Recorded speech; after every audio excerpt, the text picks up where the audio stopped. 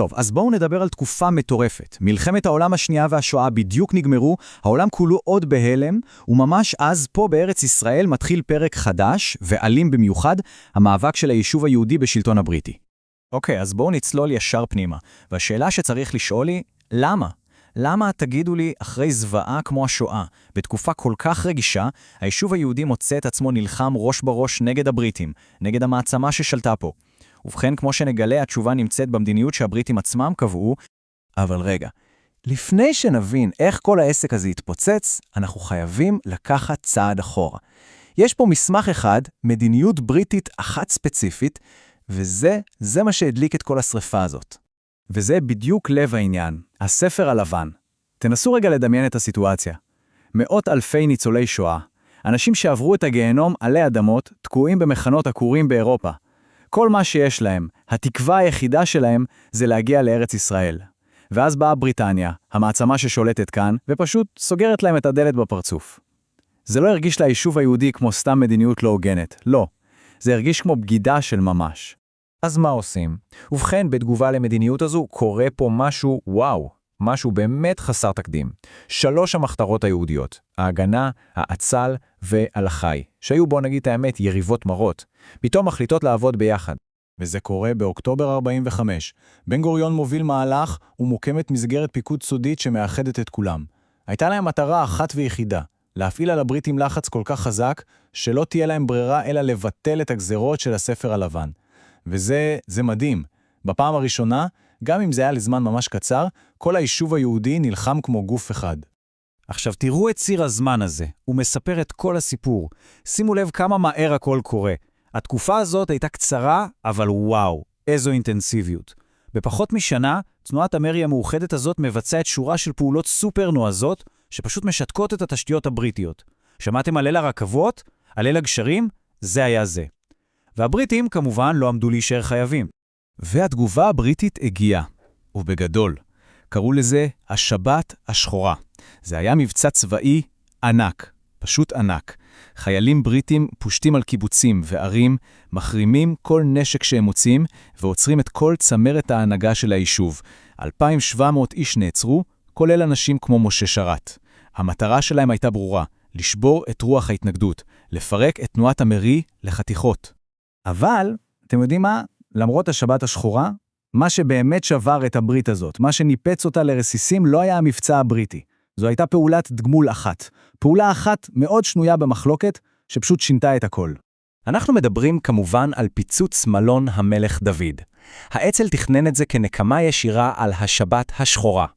הסיפור הוא מדהים. לוחמי אצ"ל מחופשים למלצרים ערבים, מצליחים להכניס למרתף של המלון כדי חלב, רק שבמקום חלב הם היו מלאים בחומר נפץ, והם שמו אותם בדיוק מתחת לאגף שבו ישבה כל המפקדה של הממשל הבריטי. המספר הזה, 91, הוא פשוט מזעזע. 91 הרוגים, בריטים, ערבים וגם יהודים. עכשיו, האצ"ל תמיד טען שהם התקשרו להזהיר מראש, אבל בשורה התחתונה התוצאה הייתה קטלנית. והזעזוע, גם ביישוב וגם בעולם כולו, היה כל כך עמוק, שזה בעצם היה המסמר האחרון בארון הקברה של תנועת המרי המאוחדת. רגע לפני שממשיכים. אם אתם נהנים מהסרטון וזה עוזר לכם להבין את החומר, תלחצו עכשיו על הלייק והסאב, זה ממש עוזר לערוץ.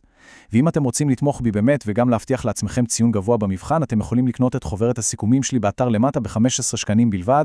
זהו, חוזרים להיסטוריה. אז למה הברית הזאת התפרקה בעצם?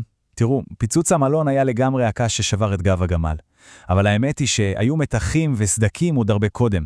תנועת המרי הייתה, בואו נודה בזה, שותפות מאוד שברירית. היו פה ארגונים עם תפיסות עולם הפוכות לגמרי לגבי איך צריך להיראות המאבק. והאירועים האלה, השבת השחורה והפיצוץ, הם פשוט חשפו את הסדקים האלה לעיני כל. ופה בדיוק אנחנו רואים את הפיצול קורה בפועל. 2 דרכים נפרדות לגמרי. מצד אחד, יש לנו את ההגנה והנהגת היישוב. הם אומרים, די עם המאבק הצבאי הישיר. אנחנו עוברים למשהו שנקרא מאבק צמוד. מה זה אומר? זה אומר פעולות שקשורות ישירות למטרות הציוניות. להביא עוד עולים, ליישב עוד אדמה. מצד שני, האצ"ל והלח"י אומרים, ממש לא. אנחנו ממשיכים במאבק רצוף. כלומר, להמשיך להילחם בבריטים בלי הפסקה, עד שהם פשוט יעזו את הדברים וילכו מפה. אוקיי, אז בואו נפרק את זה. נתחיל עם הדרך של ההגנה, מה הייתה האסטרטגיה שלהם. אפשר לקרוא לזה בניית מדינה מלמטה למעלה. כלומר להתריס נגד הבריטים, אבל לא בקרבות ישירים, אלא דרך מעשים בשטח. אז בואו נדבר על ההעפלה, כלומר העלייה הבלתי לגלית. היו לה בעצם 3 מטרות מאוד חכמות.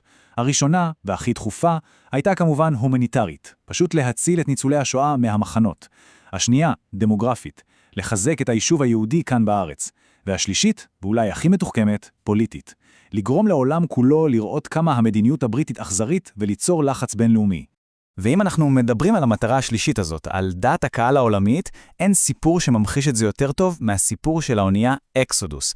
הסיפור שלה הפך לסמל של המאבק כולו. תראו את הדרמה שהתחוללה שם. 4,500 ניצולי שואה על ספינה רעועה נתפסים על ידי הבריטים ממש מול חופי הארץ. ואז, במקום לתת להם לרדת, הבריטים מעלים אותם בכוח על ספינות גירוש ושולחים אותם בחזרה לגרמניה. תחשבו על זה רגע, ניצולי שואה חוזרים למחנות בגרמניה. התמונות האלה זעזעו את העולם. זה היה אסון תדמיתי אדיר לבריטניה. פתאום אי אפשר היה להגן על המדיניות הזאת יותר. אוקיי, אז זה היה מאבק בים. אבל במקביל היה גם מאבק חשוב לא פחות על האדמה. ההיגיון היה פשוט. הגבולות של המדינה היהודית שתקום יום אחד ייקבעו לפי איפה שיש יישובים יהודים. אז צריך לקבוע עובדות בשטח וכמה שיותר מהר. וכאן נכנס לתמונה מבצע גאוני, באמת. 11 הנקודות בנגב. תחשבו על זה, בלילה אחד, במוצאי יום כיפור של 1946, קמים 11 יישובים חדשים יש מאין. כל זה קרה כתגובה לתוכניות חלוקה שדיברו על להשאיר את כל הנגב מחוץ למדינה היהודית. המבצע הזה היה Game Changer. הוא קבע עובדה בשטח שהשפיעה ישירות על החלטת החלוקה של האום שנה אחר כך. טוב, אז דיברנו על דרכה של ההגנה. עכשיו בואו נעבור למסלול השני, המקביל, המאבק המזוין, חסר הפשרות של האצ"ל והלח"י. האסטרטגיה שלהם הייתה שונה לגמרי. המטרה הייתה פשוטה, להפוך את החיים של הבריטים פה בארץ לסיוט, לגרום למנדט הזה להיות כל כך יקר, כל כך קשה, שהם פשוט יוותרו. אז מה הם עשו? הם תקפו תשתיות כמו בתי זיקוק ומסילות ברזל, הם פרצו לכלא עכו, במבצע קולנועי ממש כדי לשחרר לוחמים, והם ביצעו פעולות גמול קשות מאוד, כמו פרשת הסרג'נטים, כדי להרתיע את הבריטים מלהוציא להורג את אנשיהם. אז יש לנו כאן 2 מאבקים שונים מאוד שמתנהלים במקביל. השאלה היא, מה הייתה התוצאה של כל הלחץ הזה שהגיע משני כיוונים הפוכים? והנה הקטע המעניין. בסופו של דבר, שתי הדרכים האלה, הצמודה והרצופה, למרות שהיו כל כך שונות ואפילו מנוגדות, הובילו ביחד לאותה תוצאה בדיוק. הלחץ המוסרי האדיר שנוצר בגלל האפלה וסיפור אקסודוס, יחד עם הלחץ הצבאי והכלכלי הבלתי פוסק של האצ"ל והלח"י, כל זה ביחד פשוט שחק את הבריטים עד הסוף. ב-1947 זה קרה. הבריטים פשוט הרימו ידיים.